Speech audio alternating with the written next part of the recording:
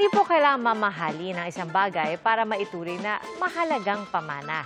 Gaya ng pamanang recipe ng isang lola na pinagkakakitaan ngayon ng isang taga-Pangasinan. Ating saksihan. Patok na agahan ng mga Pinoy ang silog meals o yung mga ulam na pinapartner sa sinangag at itlog. At isa sa mga paborito, ang longganisa. Kung hilig mong kumain ito, tara't dumayo tayo sa Binalonan, Pangasinan. Ipinagmamalaki nila ang Binalonan longganisa dahil malaki na, siksik pa sa laman. May sangkap itong bawang, asin, paminta, giniling na pork kasim at pigi. Sa amoy pa lang talaga namang matatakam ka na. Siguro po ito.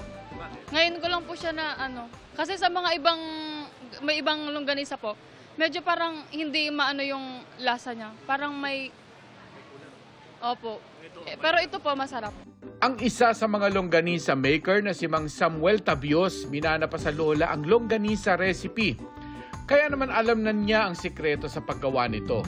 At kung dati, at hindi rin napapansin ang kanilang benta, aba, patok na patok ito sa marami at ngayon unti-unti nang nakikilala. Pinapa-vacuum na rin po sa amin yan, na pupunta rin ng ibang bansa na rin po kung bumibili rito. Bukod sa original longganisa, mayroon silang sweet and spicy para sa cravings nyong anghang na may sipa. Mabibili ang kada kilo ng Binalonan longganisa sa halagang 340 hanggang 400 pesos. At bilang suporta sa longganisa industry, may taunang cook fest sa lugar tuwing September. Nagpa-training po kami sa mga longganisa makers under DTI on how to package. Yun po yung simula. Kailangan muna nilang matutong i-package ng maayos. Yung kanilang mga tinda, international standards po talaga yung we're reaching for that po.